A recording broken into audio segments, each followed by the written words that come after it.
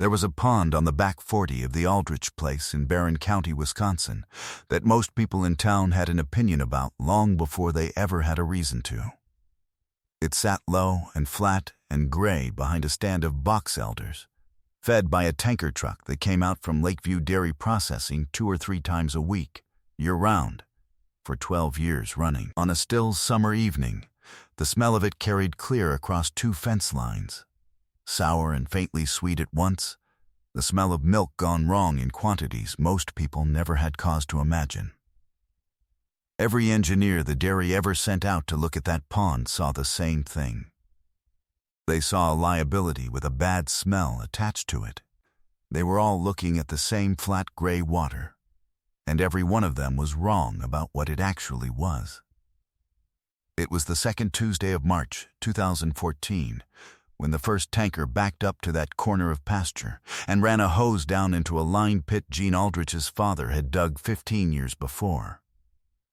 Gene was 46 years old then, a row crop and hog man like his father before him. And the arrangement was about as plain as arrangements get.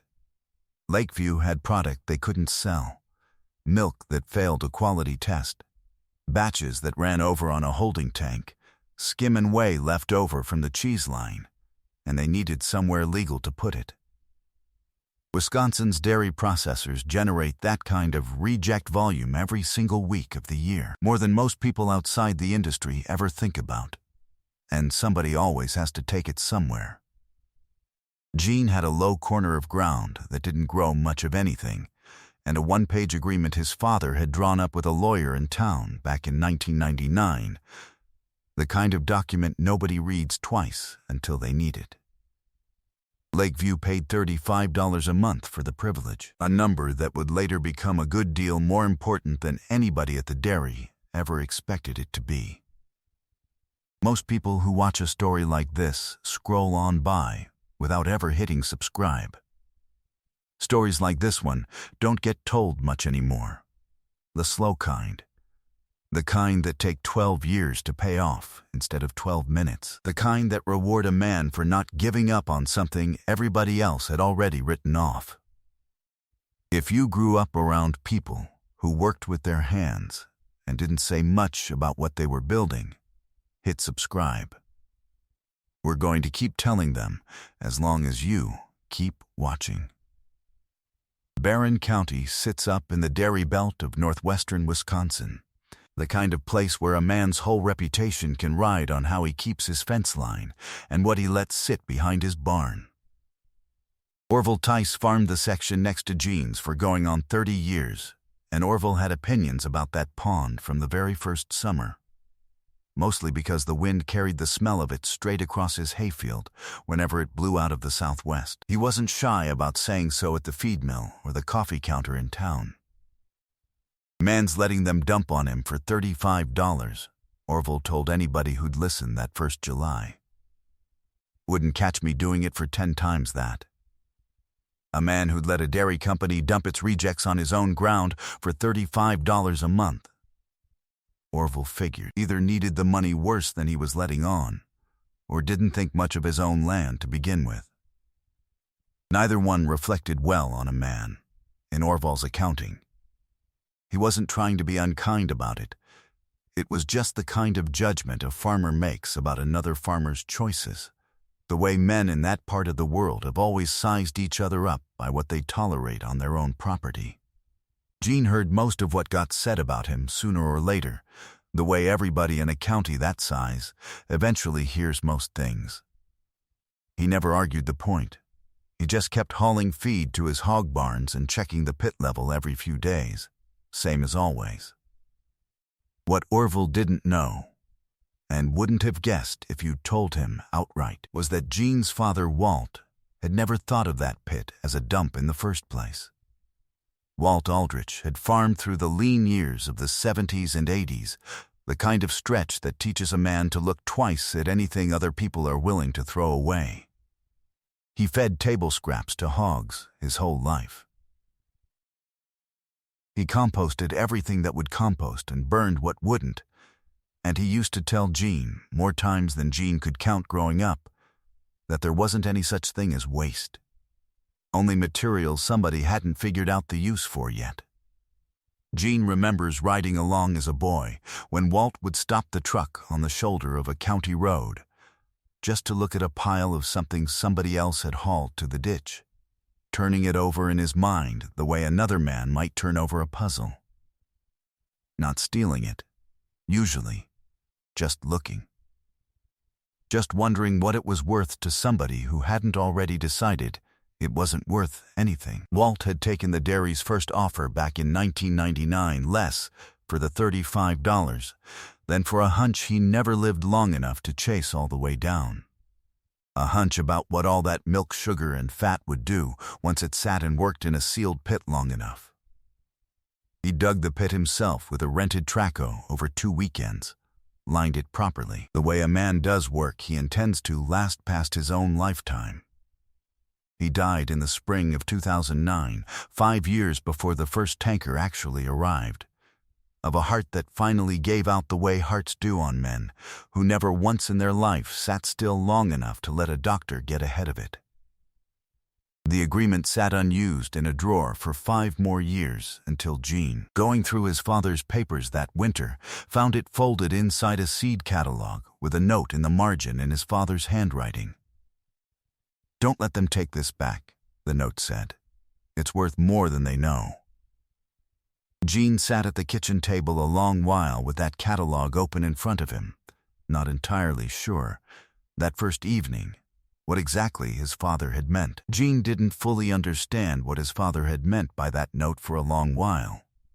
He understood the mechanics of it well enough, that organic material, sealed away from oxygen, breaks down through bacterial action and gives off methane, the same basic process that makes a covered manure pit smell the way it does, just concentrated and contained instead of let loose into the air.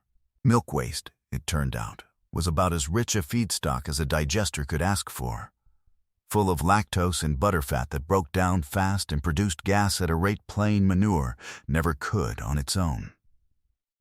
What he didn't have, not at first, was any plan for doing something useful with that gas, instead of just letting it vent off into the Wisconsin sky the way most farms did with their manure pits. He spent the better part of 2 years reading everything he could find on anaerobic digestion, drove to a demonstration project down near Madison twice just to walk around it and ask questions, and eventually struck up a working relationship with a University of Wisconsin extension engineer named Phil Yannick, who helped him design a small test digester using mostly salvaged steel tanks and a second-hand Caterpillar generator engine that had been pulled out of a decommissioned standby unit.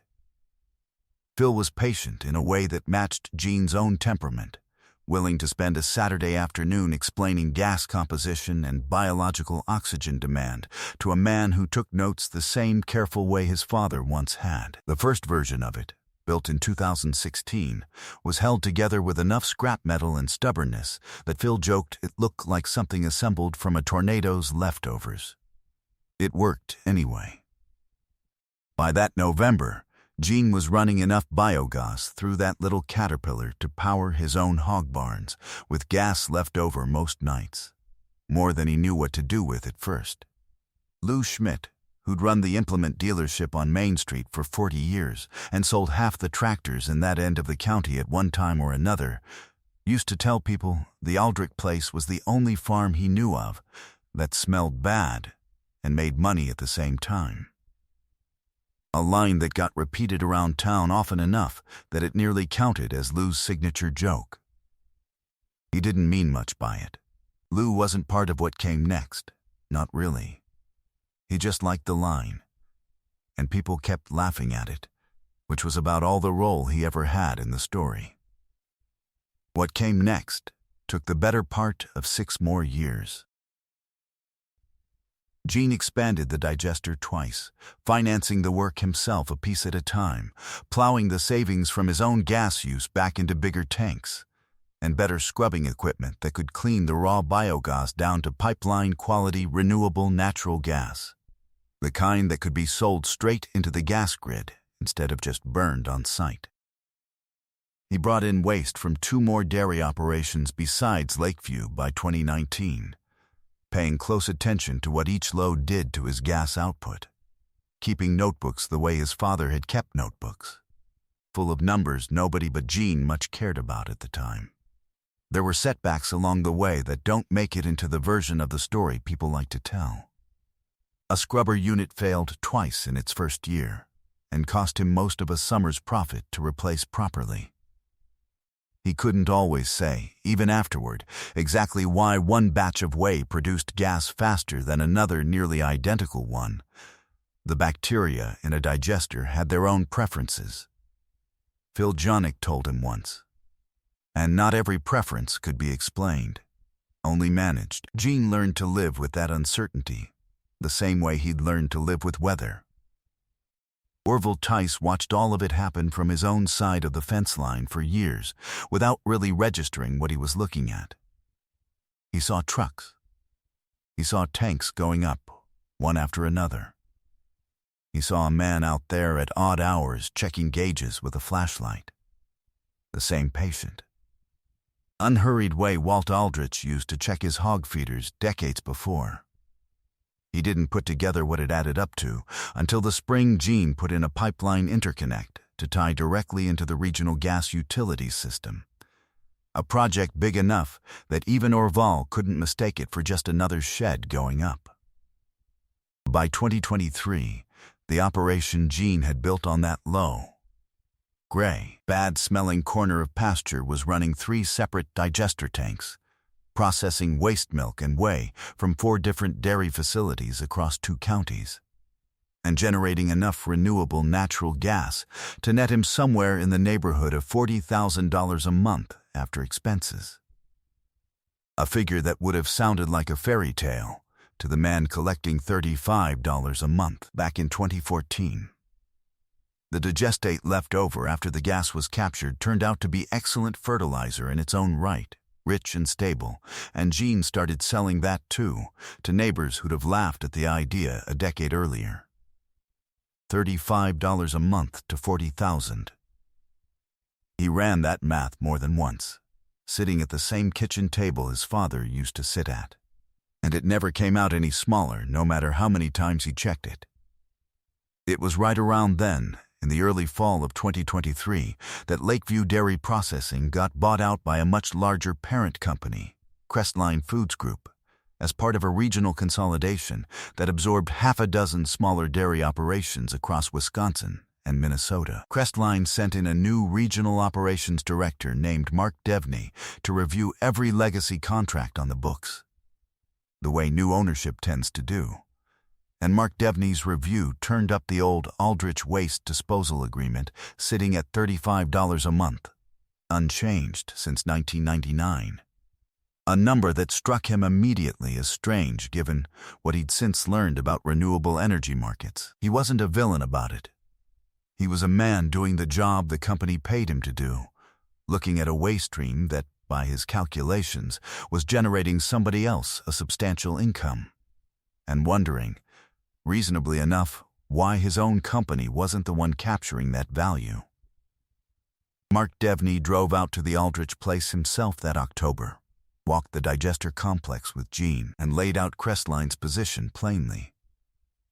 The company intended to either renegotiate the disposal agreement at a rate that reflected the byproduct's actual value, or terminate it altogether and build its own digester closer to the plant, cutting Gene out of the supply chain he'd spent 9 years building his business around. Far as the company sees it, that's our product generating that revenue, Devney told him, standing next to a tank that hadn't existed in any form Crestline's predecessors would have recognized.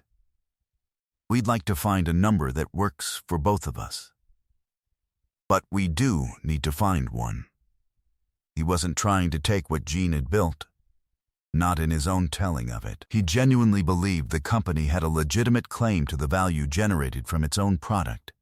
And from where he was standing, that wasn't an unreasonable thing to believe. Gene listened to the whole pitch without saying much, the way he listened to most things, standing there with his arms crossed and his eyes on the tank instead of on Devney's face. "Your product stopped being your product the day it hit my pit," he said finally. "Has been that way since before you worked here." Devney asked him what he meant by that, and Gene went into the house and came back out with a single page in a clear plastic sleeve, the same agreement his father had signed in 1999, the one with the note about not letting them take it back. Crestline's lawyers had read the document before sending Mark out, of course, expecting a simple monthly fee arrangement they could renegotiate or cancel on notice. What they'd apparently skimmed past, buried in the second paragraph in language that was plain enough once somebody actually read it slowly, was a clause Walt Aldrich's small-town lawyer had written nearly 25 years earlier, that upon delivery and discharge of any waste material to the receiving party's property, all right, title, and interest in that material, and in any product or byproduct subsequently derived from it, transferred permanently to the landowner. Once the milk hit Gene's pit, in other words, it was his. It had been his the whole time. Walt Aldrich hadn't known what a renewable natural gas market would look like in 2024. He'd just known, the way he knew most things, that a man ought to nail down what was his while he had the chance to, in writing, in language plain enough that nobody could argue with it later. Mark Devney took the document back to Crestline's legal department, and Crestline's legal department took about 3 weeks to confirm, somewhat unhappily, that the clause held up exactly the way it read.